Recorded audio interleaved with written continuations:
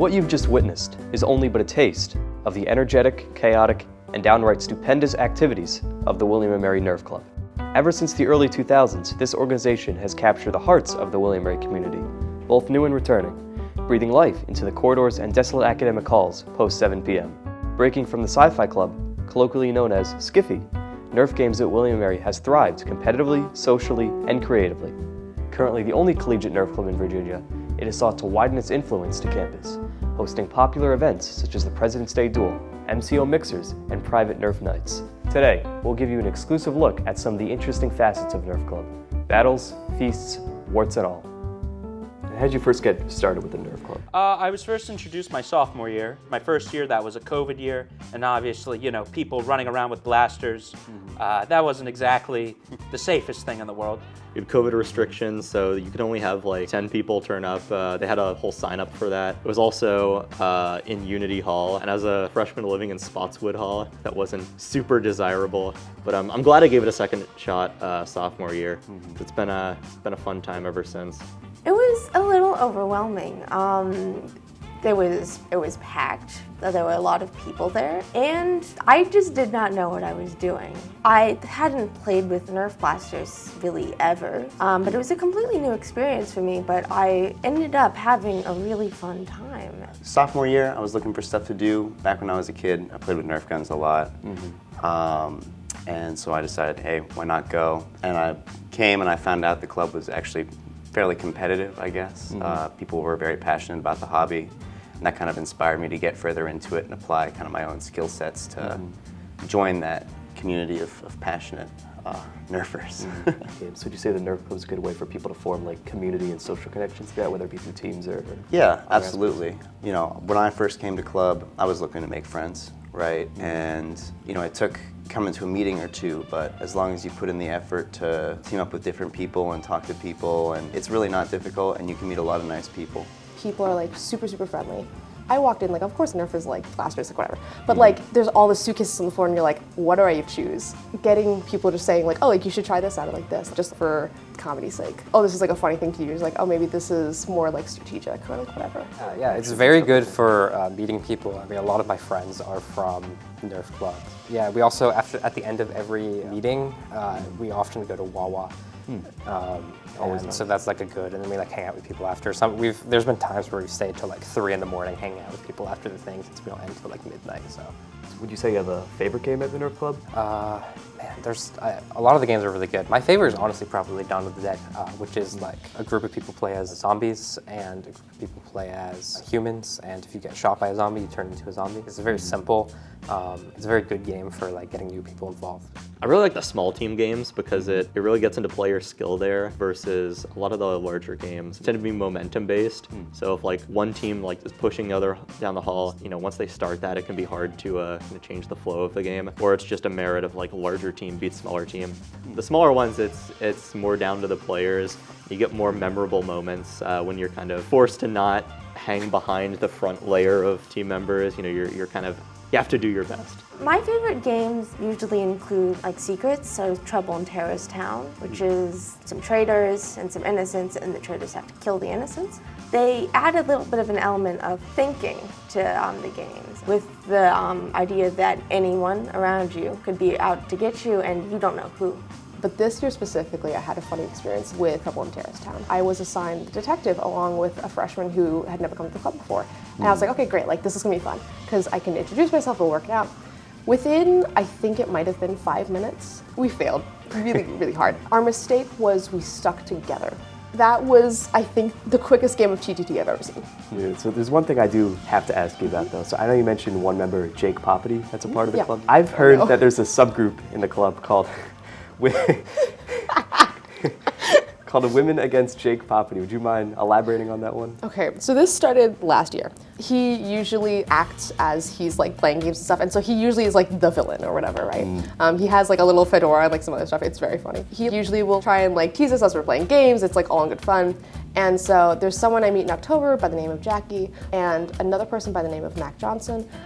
We all kind of just were like, oh, like the Women Against Jake Poppity, like this is like funny. And so we start like running games, and we're like, this is the Women Against Hip Hop, and we announce ourselves, and it quickly becomes a thing. I'm a character player, as I mentioned before. I'm a music personality, got the hat, got the coat, use a revolver, which is like, who the hell uses a revolver in an automatic world? And so one night they decided, let's do a, like, you know, treasure hunter, Nicolas Cage, seedy individuals. And so I played the main villain. I played the Belloc, who named Ohio Jones. And, you know, I'm supposed to lose. But that's part of the fun of being a villain. So you can just let loose. Yeah, and I guess just another question on the actual Nerf Club games themselves. So I can imagine you guys have a very big armory. So I suppose logistically, how do you guys organize that and manage to store all those Nerf weapons? So both the Nerf blasters and the darts are stored in club members' rooms. For the blasters, we have blaster pickup. And basically a bunch of club members come over and we roll these giant suitcases full of Nerf blasters to whatever academic hall. For the Nerf darts, we have this cart full of darts that someone just drags over. And I guess for the dart pickup, how long would you say it usually takes the club to clean up after a game is set? It really depends on how many members are participating. But I would say dart pickup takes maybe about 15 minutes, but then there's also like final dart sweep. Cleanup in itself really is a process. It can take quite a while. So I guess in your opinion, would you say Nerf is more of a mainstream thing or more of a niche thing? That's kind of an interesting question, I guess. I think right now it's kind of a niche thing. It definitely has the potential to become a more mainstream thing because I feel like the bar to entry isn't too high. So I think it's just about, you know, getting the word out, showing people what we're about. You know, not everybody's it's not gonna be everyone's thing, right? But doing that, I think, helps find the people who, you know, it is their thing. I mean, like, everyone has always said, oh, like, one of the William & experiences is going to Nerf Club at least once, right? So it's more than just this is a very, like, well-defined club. Like, no, it's not. People will come and go, like, it's very, very casual. So in that sense, I would say it's like mainstream. But in the sense of it being niche, I think the people who put a lot of time into it, put a lot of money into it, and try to make like really cool blasters, I would say that's kind of more like a niche thing. It is an investment. I've known people who come since like my sophomore year, and they still just use the stuff the club provides, which there's nothing wrong with that. Some people will just go to Walmart or to Target and they'll buy a blaster they think looks cool. Or I've modded like a belt-fed blaster because I just wanted it to be usable. Some people do it because they want to have something that's like really competitive and they want to have like one of the best blasters in club. It really depends on the person. For me, a lot of the fun of it comes from making the blasters and making them strong, you know. Making them shoot how you remember them shooting as kids, right? Back when you're a kid, they seem like they go so far, but then once you pick one up as an adult, they're kind of just like plopping out the barrel, right? And so it's kind of fun to soup them up, upgrade them, and make them shoot how you remember them shooting. Yeah, and when you say upgrade them and make them, how's the process for that work exactly? There's two main types of blasters. There are spring-powered ones, and there are electric motor-powered ones. For the motor-powered ones, you just swap out the motors for more powerful ones and then wire them up to use RC car batteries. For the spring-powered ones, it gets a little more complicated, but the gist is just swapping out springs, improving air seals, stuff like that. Okay, I heard that the Nerf Club occasionally does like 3D printing sometimes to make some new guns. Oh yeah, I do a lot of 3D printing. I have a couple blasters that are entirely 3D printed. I work at the makerspace, so 3D printing is kind of like my thing, and so it's kind of fun to apply that hobby to a different hobby and make some cool stuff. Definitely, and I guess with regards to the Nerf Club, how would you say it's changed since you first joined the organization? How would I say it's changed? In a strange way, I've seen it's sort of like a bell curve on how it's changed. Because in the beginning, all of the sophomore class had just got out of COVID. So immediately a surge of everyone wanting to do something. And then by my junior year, you know, a lot of my friends, I've already mentioned former President Nathan Moe taking the helm, and you know how many activities that we do. You know, there's all sorts of mixers, Hunger Games, big events, the presidential duel. We did a whole Nerf radio play, my friend. But yeah, we just a real stretching of events and therefore encouraging so many different new people coming in. But now, you know, since Nathan has luckily reduced the amount of stress that he has, he's no longer president. You know, we're moving out of COVID. We're sort of like coming back to like, all right, the original nerds that were into it are sort of being the remainders here. We've been like growing a lot in the past few years.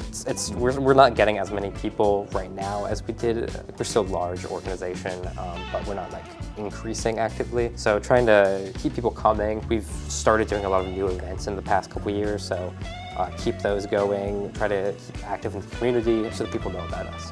Nerf Club, when you really look at it, you almost get like a kind of slice of the campus. You've got really like any social group on campus, you'll find people here.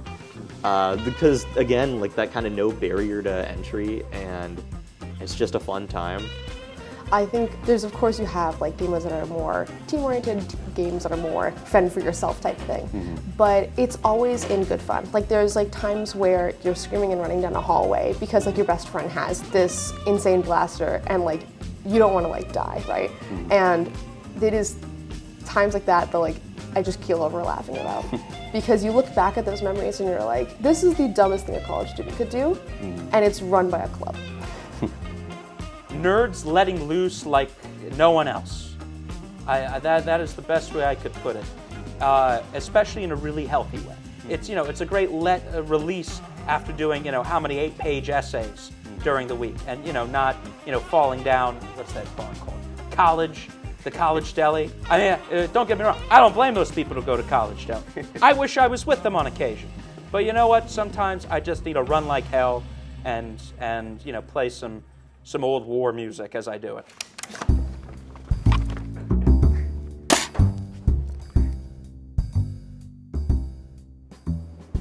Nerf Club isn't just one thing.